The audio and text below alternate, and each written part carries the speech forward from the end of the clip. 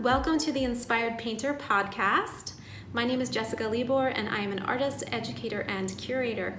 If you're an artist who wants to create an amazing and fulfilling career and life, then this podcast is for you. I'll be sharing inspiration that has worked for me and art world insights and tips. My goal for this podcast is to help you feel more in control of your art career and empowered to be the best artist that you can be. All right, I am so excited to share with you today's podcast guest, Marina Granger. Marina and I met at a gallery opening that I was part of in the Hamptons in the fall of 2019. We hit it off immediately and since have been spending time together attending gallery openings in New York City. Founder of the Artist Advisory, Marina Granger has nearly 15 years of experience working in the New York City art world. She holds a master's degree in art history and a special place in her heart for artists. She has curated independently and contributed to various publications. Marina commenced her journey in the art world in 2003. She continued to flourish and bloomed into the gallery director soon thereafter. Along the way, she stopped to smell the flowers as a museum employee, oscillating between their distinguished bookstore and exhibitions department. Her work has brought her in close contact with a plethora of players in the art world: artists, collectors, curators, dealers, and consultants. It is her advice and experience that she wishes to share with you. Join me today as I chat with Marina about the mindset that artists can have to bring success, the one practical thing you can do to see more results, and how to change the vibe of your studio with good Feng Shui in order to encourage your highest creativity. All right, and I cannot wait to introduce you to Marina, but I just wanted to thank my sponsor first, Era Contemporary. Era Contemporary is a gallery and media website serving discerning art collectors through exclusive art events and articles on contemporary artists and art consulting. Their next exhibition is a group show featuring contemporary realist artists titled The New Pre-Raphaelites and sponsored by Harcum College. Era Contemporary is currently accepting submissions to be in this epic virtual exhibition until August 1st. If you're an artist who would like to apply to be in this show, or a collector who would like an invitation to this virtual event, please visit www.eracontemporary.com for more information. All right, now without further ado, let us welcome to the podcast, Marina Granger. Hello, Marina. How are you? Hi, Jessica. It's so good, and it's so good to see you. Thank you so much for having me here. Oh my gosh, I'm so excited to see you too. It's great to connect after, I don't know, it's been a couple months. Yeah. I think we last saw each other in person, IRL, probably in January, Was it way in before January? this. Was it January or December? I don't even know. It was cold. It was cold. It was cold, and that was definitely a cold night, but it was a really fun night. And yeah, I'm so excited to have you on the Inspired Painter podcast. And I just think that you're going to add so much value and interesting information to people today. So why don't you just tell everyone listening what you do today and what your business is about? Sure. So I am the founder of the Artist Advisory. We're based here in New York, but we function on the internet, so we work with everyone. But I worked as a gallery director in New York City for many years, and it was amazing. But there were times when I was working with people who treated artists like they were second-class citizens, and I really felt that artists were the backbone of the art world. So because of that, I decided to start a company that helps artists navigate this grand art world, right? And so what I do is everything from what I say is very practical, from like the business side of things, to if you're really trying to get more creative and more conceptual, I also help artists work with that. Although my strength does lie in the business side of things. And as far as concept goes, I just help artists flush it out. I have a master's degree in art history that really makes me a little bit more fluent in art theory, which kind of helps, but I'm really focusing on the practical side of things too. That is so amazing. And I know that so many artists need that practical side because we have so many emotions and we want to express everything. But then a lot of times art school doesn't teach us how to handle the business side and how to present ourselves and yeah, all those things which are actually extremely important in making art an actual career that you can live on. So I think that's amazing what you're doing. And I'm on your email list and I love, seeing what you're up to all the time. I think it's so inspiring. And yeah, and so we met at a gallery opening that In the Hamptons. in the Hamptons. Yeah. And My your first work time was on view. Yes, And I yes. remember I really loved it. And then I met you and I was like, I like her vibe. Oh, I was like, I like your vibe and I loved your dog. I couldn't believe, I thought it was like a fur coat at first, and then you turned around and it was a dog. And I was Yeah. like, oh my gosh. Yeah, I have a big fluffy Pomeranian who does come off as, a fur coat or a shagskin rug, one of those. Yes, so funny. But yeah, we really connected there. And then we met up again in New York and saw some galleries and had an actually really inspiring conversation that was just so inspiring. And that's a conversation for another time. But I managed to inspire the painter. yes, of course. Which is, that's not my strong suit. I feel like that is your strong suit, but I'm delighted that I did that for you somehow. Oh, thank you so much. Well, yeah, so tell us a little bit about your background working in galleries. I'm so curious to know more about kind of like the specific galleries you worked for, and well, you don't have to actually say that because, but I'm curious to know what the experience of working for a gallery gave you and any tips you might have coming from a gallerist perspective before we get into the meat of Feng Shui for the art studio. Yeah, that's a great question. So I really started working in galleries as soon as I possibly could. So I think I believe I had my very first gallery internship, and this is where the world becomes so small, right? My first gallery internship was actually for Rick Davidman's gallery in No Tribeca. way! Yes. Oh It my was back, I want to say like 2004, 2005. Okay. And I knew, I moved on. I was there only for like 3 months or whatever it was. And I, years and years later, Rick Davidman walks into the gallery where I was working, and I'm like, oh my goodness, Rick Davidman, I used to be your intern. He could not remember me, probably because I only was there for 3 months, but also at the time I used to dye my hair black.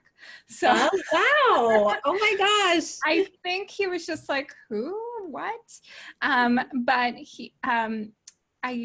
one of his, I think his art handler was there at the opening where I met you, which is a show that he curated. Right. And he remembered me, which was lovely. I was like, yeah, see, Rick, I'm not making this up. So I started back in New York, in New York City, which is where I went to college and studied art history. I initially really wanted to work as a curator in museums because I was so curious about how the artwork got on the walls in museums.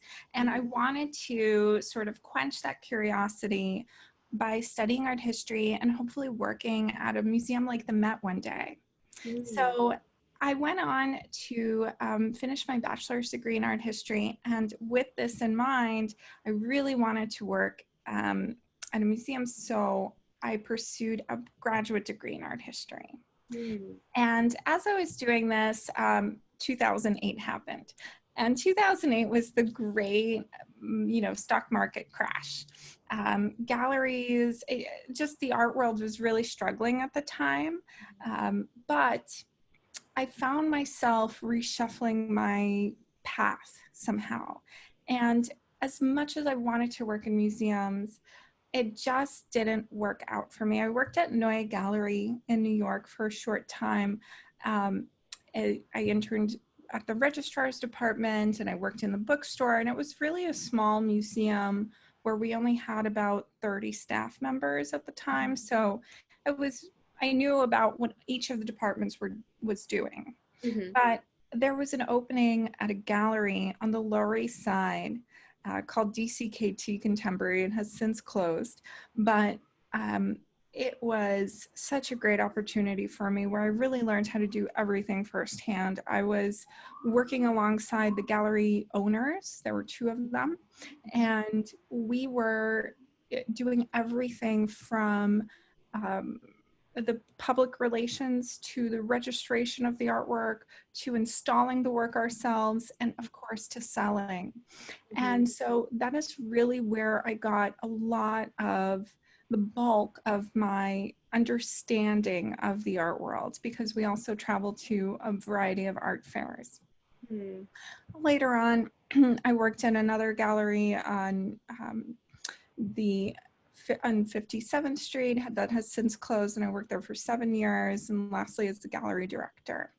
So that really opened my eyes to a lot of things, to really the reshuffling of the structure of the art world too, because, I lived through it all. No, that's kind of a weird thing to say, but I've seen the way that the internet has impacted the art world so clearly, because Yes. when I started in 2004, artists barely had websites. Galleries barely had websites. I think we would use every gallery more or less had the same template that they were getting from, I think it was ArtNet or something like that. There was, and it was a very easy thing to update, and it was very clear, but it was very limited. And I remember I even suggested, because, I was straight out of college and like the young kid at the gallery, and I was like, oh, we should have a Facebook page. And they were like, a Facebook page? Are you kidding me? Like, people aren't they don't care about this. Oh my And God. I thought, oh, come on, like, let me make it. And they were like, well, whatever. And so I made a Facebook page, and I also started writing Wikipedia entries for all the artists. That's amazing. Yeah, and the owners of the gallery were just like flabbergasted when they finally started selling off their Facebook page. They were like, Marina, we just posted this and somebody bought it online. And I'm like, yeah, I told you. Oh my gosh, yes. And now people are doing that. I mean, I think artists are taking a lot more control over their careers. It's given artists so much more power because they have their own platform. They don't have to wait for anyone else to say that they're worthy of. Yeah, bingo. Absolutely, 100%. This is the real thing that I started to notice. I was like, wait a minute, you don't need these like gatekeepers who treat you like second-class citizens to get your work out there, to be seen and to show and to sell, right? And I thought, how cool is that? And obviously operating out of this idea that there's enough to go around for everyone, right? There's definitely enough homes out there, enough collectors out there for everyone. Yeah. Yeah, and there's so many different kinds of collectors too, just as many different kinds of artists. Not everybody wants the same kind of artwork, which is the beauty of it, because not everyone creates the same kind of artwork. Exactly. Yeah. So, with that thought in mind, I was like, okay, great. Well, I worked at this gallery up until I was done with my master's degree. It took me a while to write my thesis because, it was tough to balance that with a full-time job. Yeah. But once I did that, I left the gallery in late 2016, and I thought, I don't know what I should do. I kind of want to try working in a museum, but I was either overqualified for the jobs that were out there or somehow underqualified for the higher level jobs, because I think the people who are generally higher level in museums have a much longer resume, Mm-hmm. even though I was working in the art world for about 15 years at that time. They were really looking for somebody with a bit more gravity to them. So anyway, it worked out that I came up with my own business, right? Yes. Again, taking control. I love it. Yeah.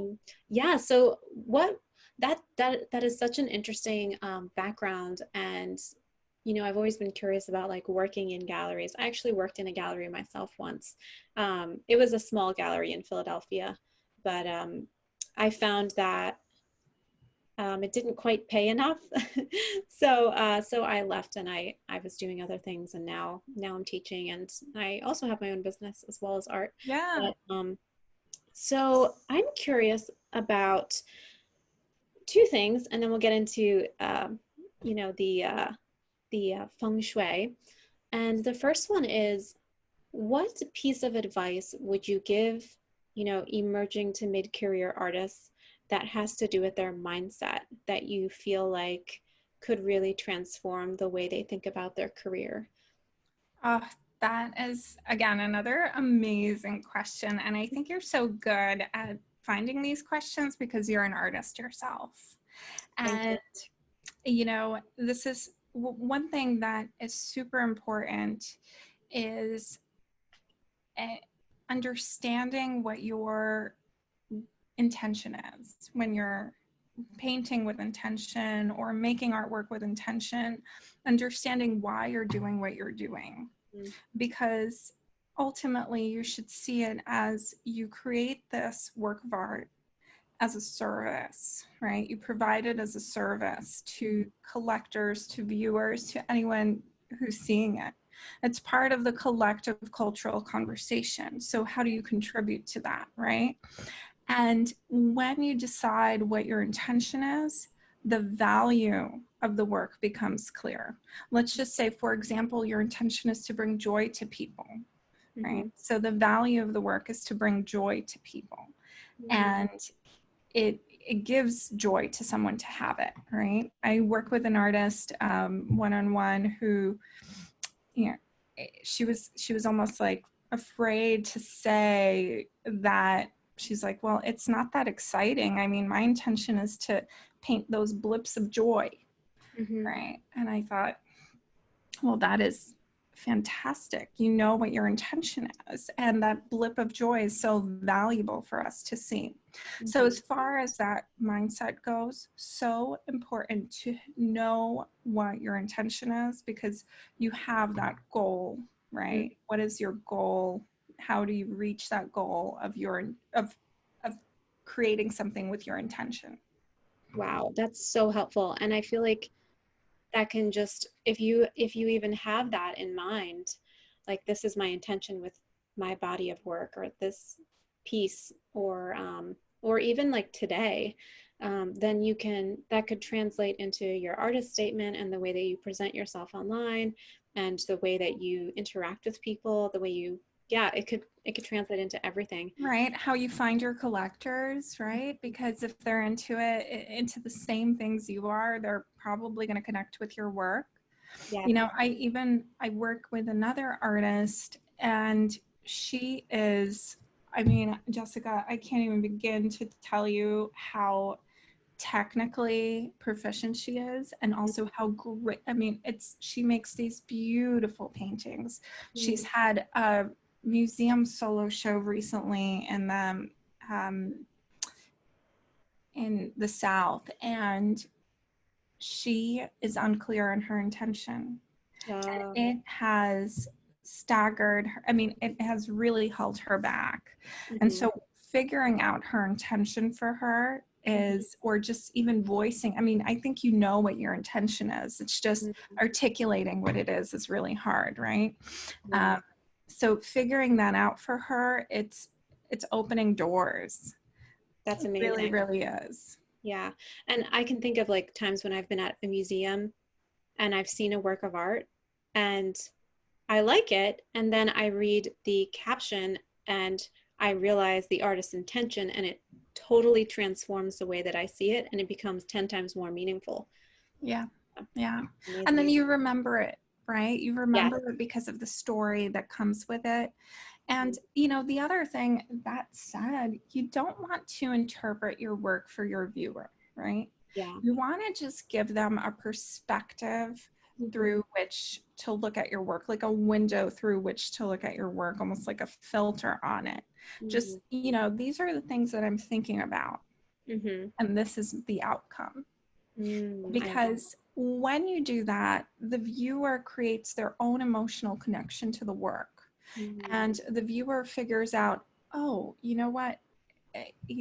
This work has to do with joy. So what in this painting brings me joy? You know, mm, for the painter, it could be the butterfly that's in the painting, right? But for the viewer, it could be that ray of sun that falls onto the flowers. You know, mhm. so you don't want to guide the viewer away from creating that personal connection with the work. Amazing. I love it. Thank you so much. Okay, so my second question, and then we'll get into the feng shui, is Yeah. what is one practical thing that every artist can do that would take them forward in a step of success in their career? God, I love it. Ah! Um, Gosh, where do you come up with these? I was Um, just like, I'm an artist, and I'm like, you're so knowledgeable, and I'm thinking, what do I want to know for myself? So, this yeah. is so good. Okay, so one very clear practical step is when you find out what your intention is, Mm-hmm. right? You need to figure out what your intention is on your social media bios, right? Like if you're on Instagram, on TikTok, whatever, in your bio, make it clear that that's your intention, because that's how people will connect with you. You Mm-hmm. know, so and so, painter of joy. And every time that you post on your social media, make sure it's an interesting post, of course, but that it somehow connects to your intention. Yes. Because again, that is the value that you're providing to people. I love it. That one little thing can help you reach a broader audience that will get your work. You don't want to just reach any audience, right? Because not everyone is going to support you the same way. It's better to have 300 followers who Mm-hmm.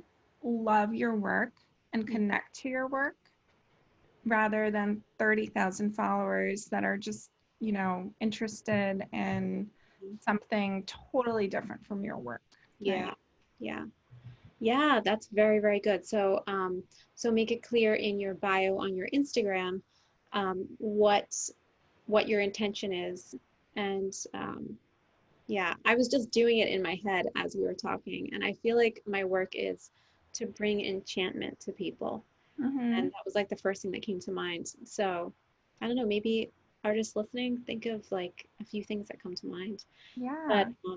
okay, great. Thank you, Marina. And now let's talk about feng shui. Right. Um, so yes, Marina recently took a class on feng shui, and she has long loved it before that. And I've actually gotten into it the past 2 years. I actually kind of feng shuied my whole house, and I think it's very interesting how feng shui relates to art as well, how you're supposed to put images in your house that reflects what you want to experience. And I think that's really interesting. And I'm very interested to hear your thoughts about feng shui for the artist studio and how we can optimize, our best work and our best positive energy as we go into our studio every day as artists, and how that can make a difference. So, yeah. Sure. Oh my goodness. This is one of my favorite things. You know, I think a lot of our kind of success has to do with internal with what's inside of us, right? And if we're feeling good inside, we're going to create successful things, Hmm. whether it's a business, whether it's a work of art, you know, whatever it is, right?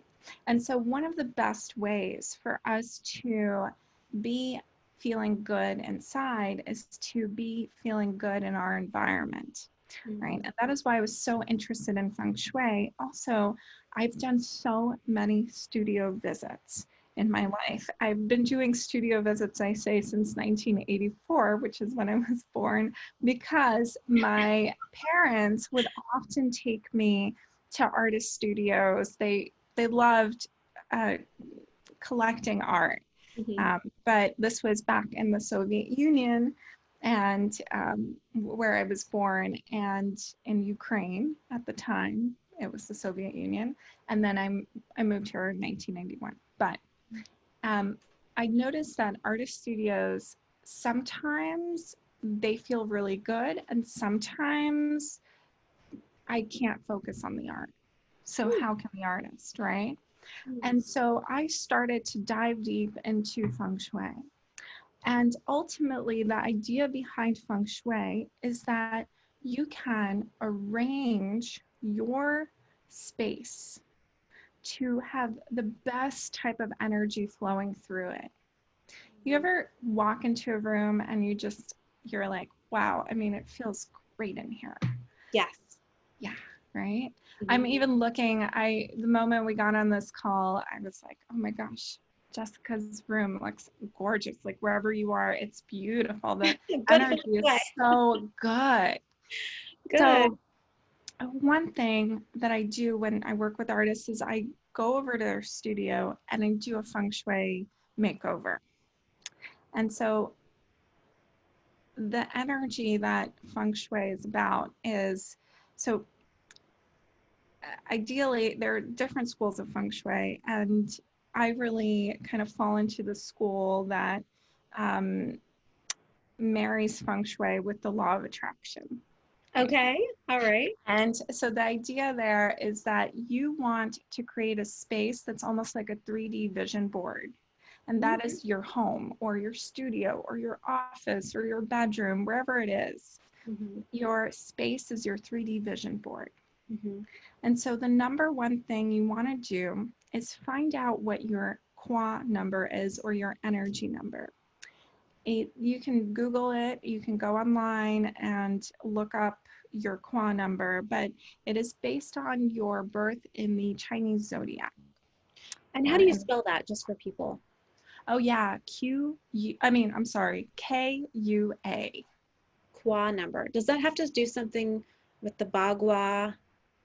Almost. So the Bagua map is, it kind of maps out your home, right? It's like, it's a little bit advanced, so we could get into it, but let's start from the beginning. Okay. It's important for you to have your energy number because it will tell you what your lucky directions are.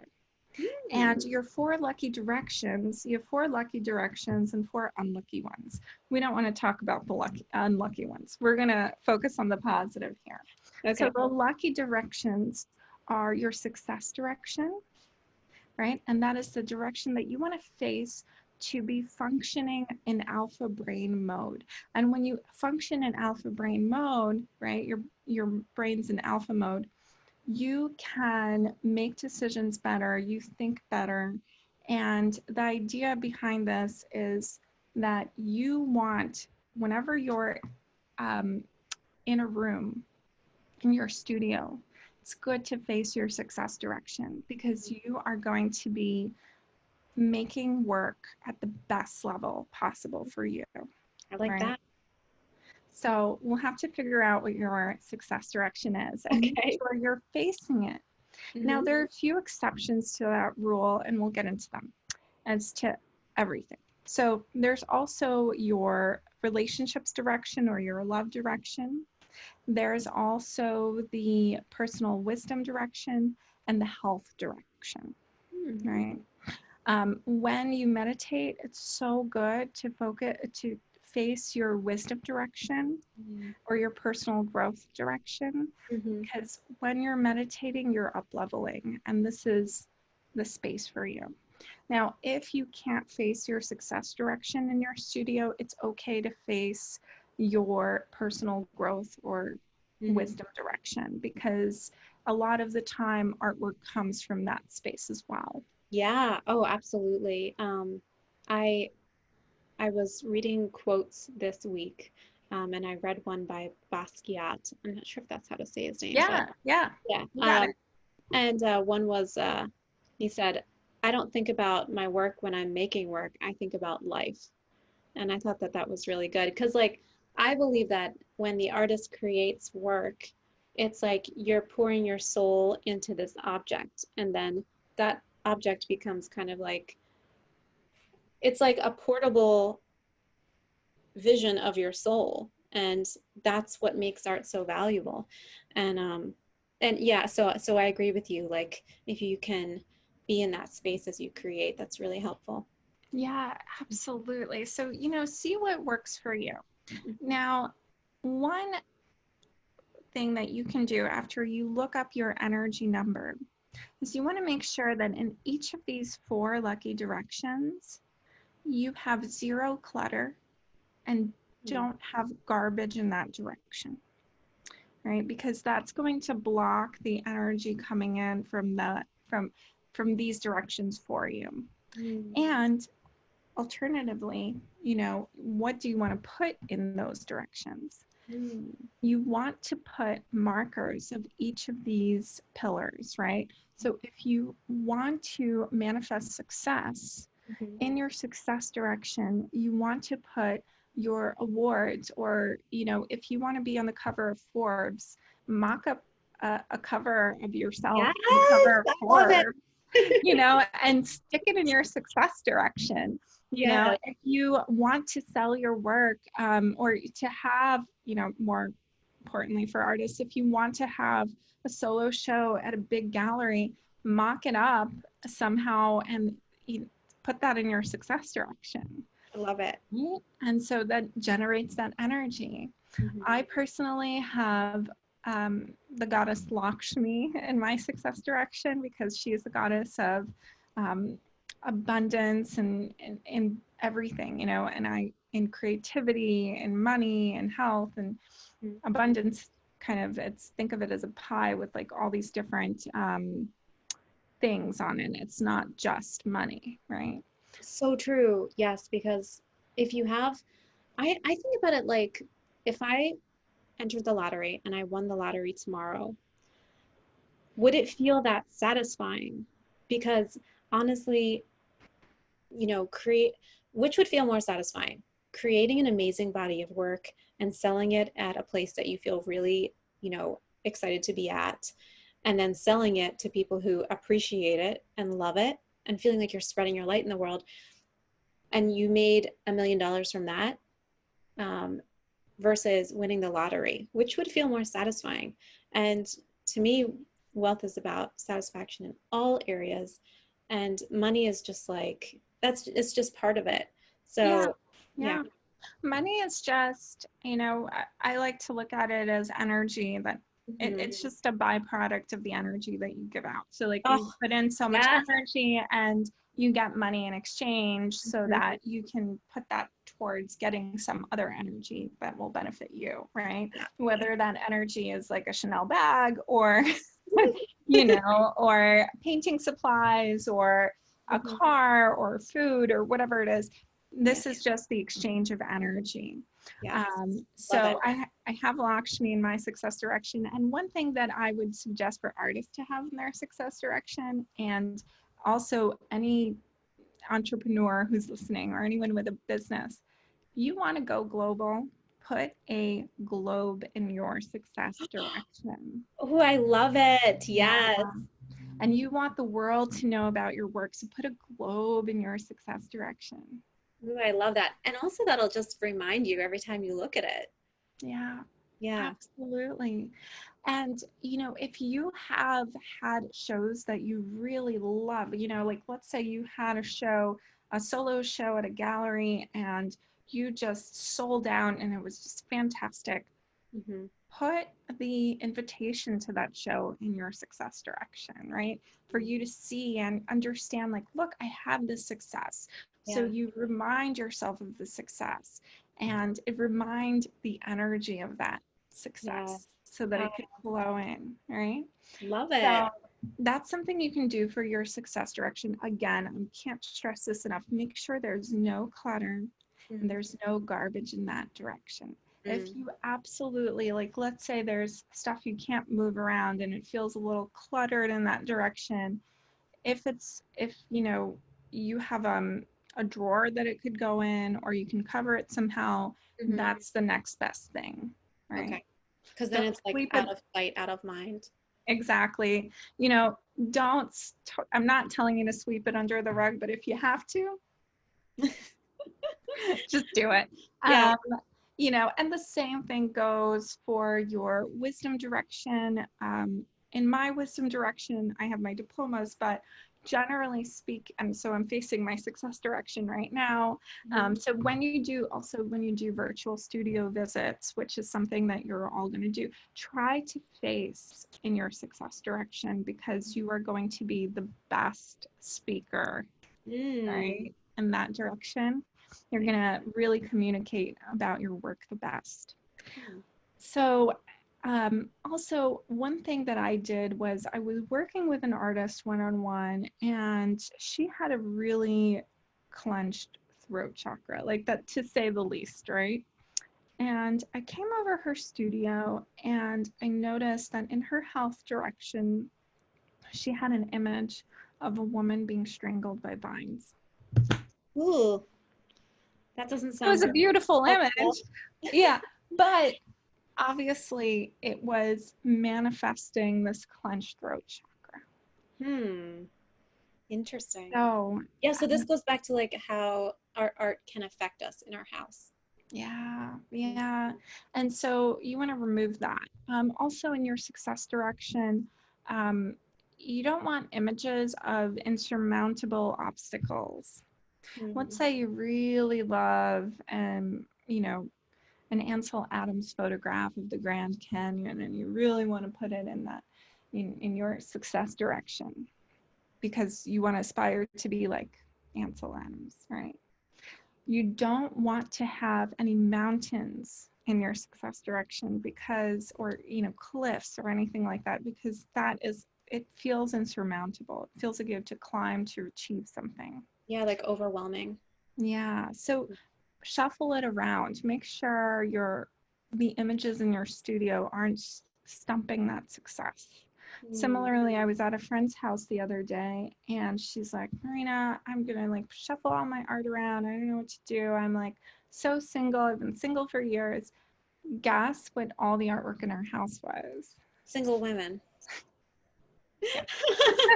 I mean, it was like, she had Wonder Woman, Marilyn Monroe, Bridget Bardot, like all these hot babes, but they were single.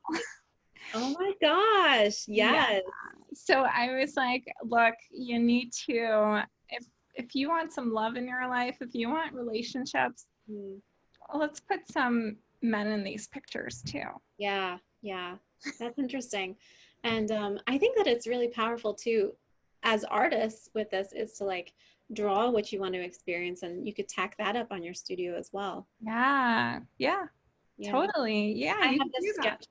I drew this sketch. I want to build up to be able to have this like retreat, you know, and teach it maybe like on one of my favorite beaches in California, El Matador Beach. So I drew this picture of me teaching.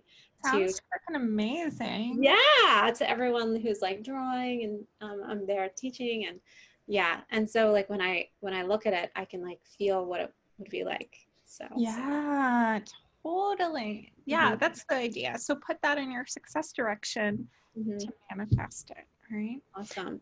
So the other thing that's really important is when you're in your studio, and you know, this is one thing I would reevaluate everywhere you are, right? Whether you have a home office, a studio that you work at, or even your couch in your living room. You want to make sure that you see the entrance, that it's not behind you.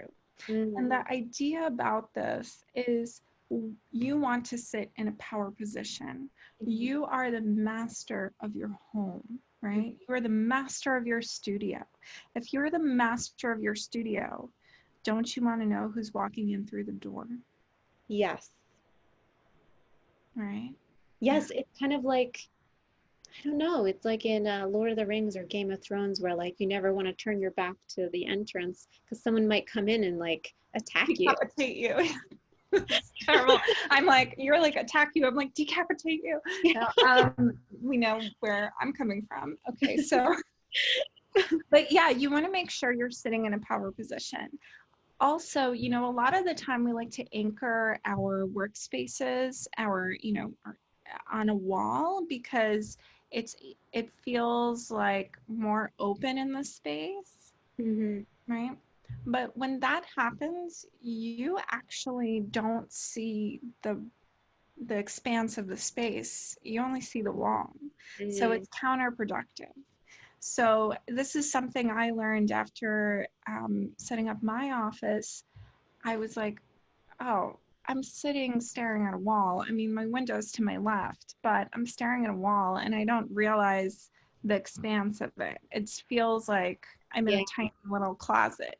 Yeah. You know? And so I switch things around so my office is in front of me. I see how big it is, you know?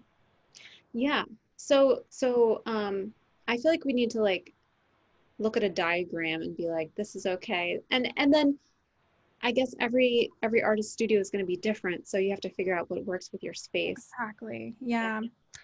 Definitely. You know, there are definitely these little exceptions. Like if you're facing your success direction, but the door's behind you, it's not worth it.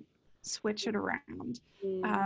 Face another one of your lucky directions. You know, also if the intention behind your work has to do with love, maybe you need to focus and face your relationships direction, your love direction, because that would be more conducive to what you're trying to convey with your work. Right? Yeah. So this is really, it's so important. And it's so important for you to also have light, right? When you're working on something, light is so important. And that is where the artist studio and Feng Shui really are compatible the most, because the more light you have, the better energy flows through. I So love that. yeah. So I know every artist's dream is to have a studio with like just a wall of windows. Yeah. That's what we see on like Pinterest, or like that's, you know, every artist dreams of that. And I'm very lucky. I have 2 windows in my studio and it always feels full of light. But what would you say to artists who, like, maybe they're renting a studio and they don't have any windows? So when you don't have any windows, it depends also, you know, I don't want to tell you what kind of light to use when you're making your work, because maybe you like it a little bit darker or whatever. But the ideal situation is for you to feel good in your space. So whatever stops you from feeling good, get rid of it. If it feels good for you to have, you know, a fluffy shag rug, but you're worried about the paint, get a smaller one, or get something to throw on your chair or whatever. But as far as light goes, this is so easy. It almost sounds insane, but get a daylight bulb that, you know, you can get these anywhere at the hardware store, and they're, you know, you could either get soft white light or you could get daylight white. And get daylight white. It's a little bit cooler. And if you get over 1100 lumens, whatever it is, then it will make it feel like you have daylight in your space. Oh, and it will brighten the space. It will change the energy instantly. Okay, so 1100 lumens and Daylight. And you can get them at like Home Depot or something. Yeah, totally. Not sponsored, by the way, but we'll consider it. All right. Yes. Awesome. So light is very important. I love that.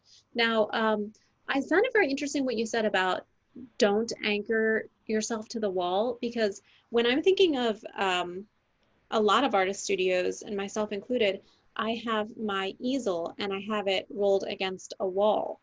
Mhm. So, are you saying that artists should kind of roll that into maybe the middle or into an area where they see more of their space? Well, Jessica, tell me, you know,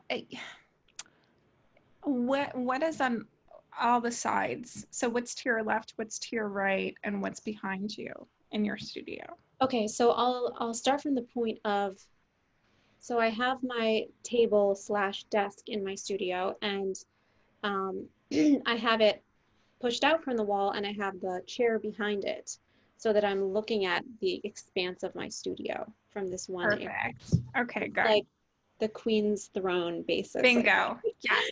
Yes. Goals. And Yeah. as I'm looking at my studio from that position of like the throne, then on the left, on the far left corner is the entrance. And then um, straight ahead of me is my easel and, you know, my paint supplies against a wall. Okay. And Yeah. so when you're at the easel, um, what's to your left and what's to your right? When I'm at the easel, the wall is right behind it, and then the entrance is to the left, and then there's a window to the right. Okay. That's okay. Mhm. It's, it's hard because I don't want you, if I tell you to rotate the easel and do the same thing you did with your desk, kind Mhm. of, right? The light might change, right? Maybe Yeah. it'll cast a shadow or something. Mhm. So the fact that you can see the entrance from one side and you can see the window from the other side Mhm. is great. And the fact that your desk, you can Mhm. see the expanse, you're in the queen's position, the queen's throne. That's That's what I like to okay. think. Yeah. Yeah. Yeah. If you can do it, if you can set up your easel so that you are looking at the at the expanse of your studio, Mhm. great. But if the light is gonna screw it up, forget it. Mhm. Okay. Not worth it. Yeah. Well, the light changes dramatically throughout the day, so I do not have north light, so it changes Mhm. dramatically throughout the day. So sometimes I have my easel on rollers, so I just roll it around to wherever is Yeah. likely. But I do spend a lot of time just researching my art and, answering emails and stuff like at the Yeah. desk. So I'm not recording there now because my bedroom has a lot of soft things in it, so it absorbs the sound a lot better. But Uh-huh. but yeah, I think the desk is pretty important because when I sit there, it does make me feel like I'm in the command position. Like I can, like this is You're the my boss. country. Yeah, Yeah. totally. And speaking of soft things, I know you're talking about it in terms of sound and recording, Hmm. but when you look at your studio, make sure you don't have anything that's too spiky, Hmm. because whether it's a plant, whether it's you want to put your scissors away kind of in a drawer, Hmm. because spiky things tend to repel good energy and Ah. repel good people. One Hmm. thing also that I tell artists to do, and this is exclusively for artists, although you can, I guess, if you have a business, you can do this too. When you have a space for checks to come in, Ooh. ah, so good. Stick that in your energy direction. And, Mm-hmm. you might want to put a check, write yourself a check, right? Mm-hmm. And put it in there so it's not empty. But you'll be like, hey, universe, I'm ready for my checks. Yes, I'm ready today. Yeah. I love Uh, it. a lot of, also for sales, you could, um, put something gold in your success direction, even like gold coins if you wanted to, but gold is also this abundance thing. Yeah. And what about water and plants?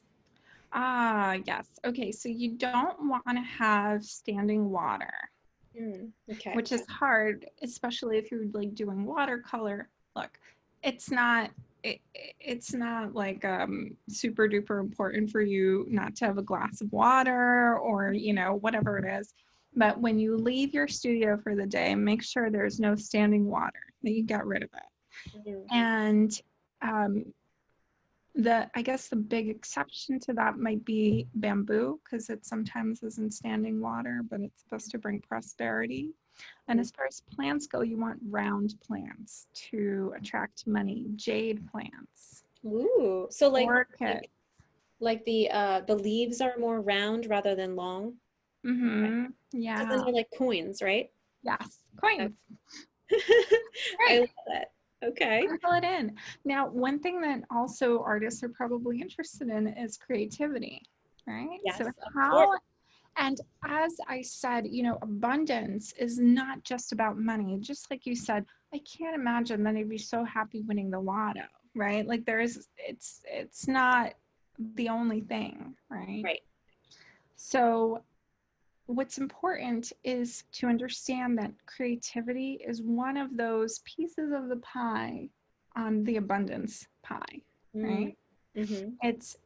It's a lot of things. It's not only money, but your career, your friends, your love life, your creativity, your spirituality, your travel, your health, right? Did I say that? I can't believe I left it to the last thing. This is so You important. did mention it earlier. Yeah. Okay. So it's so important. And one way to do that is to, if you're going to play this law of attraction manifestation game, get a ginormous amethyst. Oh my gosh. That's the biggest rock I've ever seen. I should make a ring out of it.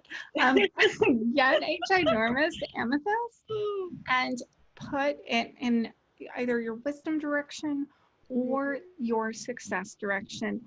I feel so much connection to this amethyst. It brings me creativity that I can use when I'm working on marketing strategies for my artists, or building strategy roadmaps for their careers. So it feels good. And whatever your stone is, whatever your crystal is, get one. Awesome. And put it in one of your lucky directions. Yes, I love it. And I was going to ask you something else. Do you have anything else to add? Any other suggestions in general for artists in regards to this? Oh, yes, I remembered. I remember what it was. But you can go ahead if you have something to say. Okay. So one thing that I want to add that's so important is you need to present yourself online, right? Like we talked about this at the very beginning. Jessica and I told you all, look, the art world has totally changed because all of a sudden everybody's online. People can see your work. They get to know who you are online. They get to learn about you, about your work. It's not just collectors, it's curators, it's art advisors, or consultants, it's gallerists. Everybody's looking. So that seems like I'm putting a lot of pressure on you. I'm like, everybody's watching. But no, what I'm saying is it's so important to understand your intention so that you could be yourself, right? And so that whatever you're putting out there is good. And I just heard a siren, and a lot of people say that when there's a siren, you really got to listen. That's a sign from the universe. Okay, everybody listen up. Yeah. Also, there's a lot of signs from the universe lately, I guess. Yes. So the other thing is, especially online, right? You want to make sure that your website is made in a way so that we understand what your work feels like, how big it is, how textured it is, if it's like if the texture really matters. So show that to us on your website, because that is this, that's usually where people will go to look at your work. And another thing that's super important is that instead of displaying, I see a lot of artists do this, you display one work at a time somehow and you like click through. So annoying. Yeah, so it's really important to show all of your work in a grid with the captions underneath. So people who are looking, especially curators, gallerists, who are more interested in showing your work and contextualizing your work, even the press, right?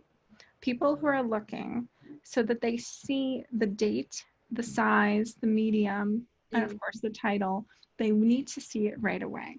So that is super important for us. That's awesome. And I remembered what I was going to ask you, and that is in regards to minimalism, because I know that minimalism is like a big trend right now. And I just think it's very interesting, the thought of using Feng Shui as an artist, because most of the artists that I know are kind of maximalists. Like when it comes to their studio, it's kind of like they have all these like collections of things that mean a lot to them, and then they have like things that are kind of half done, and then they have like this just stacks of paintings. And what would you say to the minimalist trend when you're an artist and your job is to make things? Right. Okay. Screw the minimalist trend. Okay. If it's not your jam, don't do it. Just because you're a maximalist, right, doesn't mean that you can't be organized. Right? Yeah. Staying organized is ultimately the most important thing. Personally, this was such a point of contention. Like as far as interior design goes, I like an all white empty space. Maybe that's why I gravitated towards working in the art world. Who knows? But my husband loves color. If he could live in Pee-wee's Playhouse, he would. And so this is something that I've learned over the years, just in term, very personal and in my house, is I could still have that feeling of minimalism if I want, but with all the maximalist properties. And that is only by staying organized. Yeah. And also, look, you can be a maximalist, but if you're not using something for a long time,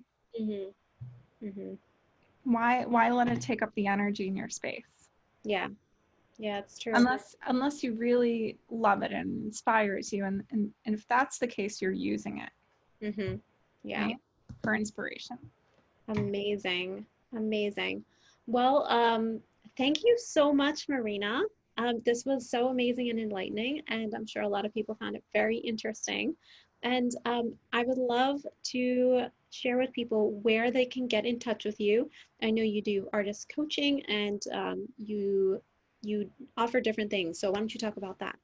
Sure, thanks. I also cannot wait to share this podcast with my followers and my mailing list, because you are so good at asking questions.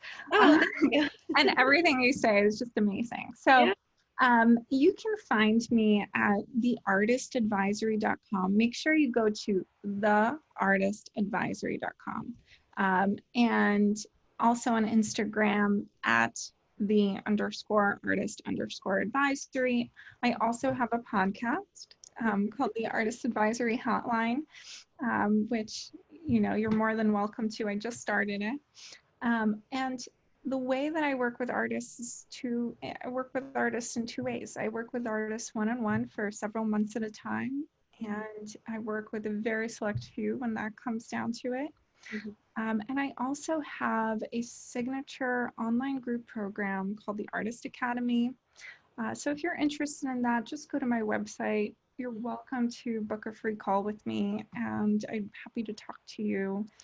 Amazing. So, Jessica, thank you so much for having me so on your welcome. podcast. You're so welcome. And I'm gonna put the links in the show notes, or if you're watching this on YouTube, I'll put it down below there. And yeah, thank you so much, Marina. And I'm sure everyone will go and listen to your podcast. And Marina's awesome. Just personally, she's just an amazing person. So I want to thank you so much for being here today. And yeah, I hope you have a wonderful rest of the week. Thank you, Jessica. You too. Okay, talk to you later. Okay, bye. All right, thank you so much for listening to today's podcast. If you enjoyed listening, it would mean so much to me if you would like and subscribe if you want more notifications when this kind of interviews come out. In fact, if you screenshot your rating and send it to me on Instagram at the Visionary Artist Salon or at Jessica Libor Studio, I will give you a shout out as a thank you. I also want to let you know that I've created a gift just for you from my heart that I am so excited to share with you. It is a free guide called 30 Days to 3K, the definitive guide to authentically increase your online art sales. In this 15-page guide, I share how I'm creating amazing results in selling my art online while retaining the worth of my art and feeling authentic doing so. I am sharing the process that has worked to get results for me. All you have to do to get it is go to my coaching website, www.thevisionaryartistsalon.com, and enter your email, and it will be delivered right to your inbox. I hope it brings you so much value, and let me know how it works for you. For those of you who are really ready to transform your career from the inside out to experience more abundance, creativity, and success, I encourage you to consider my completely personalized coaching program, the Artist Soul Mastery Academy.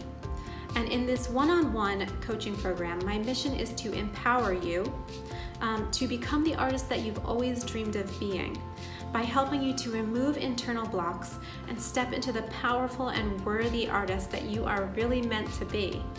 For a limited time, I am doing free 30-minute explore calls to find out if this would be the right fit for you. To apply for a call, you can visit my coaching website at www.thevisionaryartistsalon.com. Shoot me a DM at Visionary Artist Salon.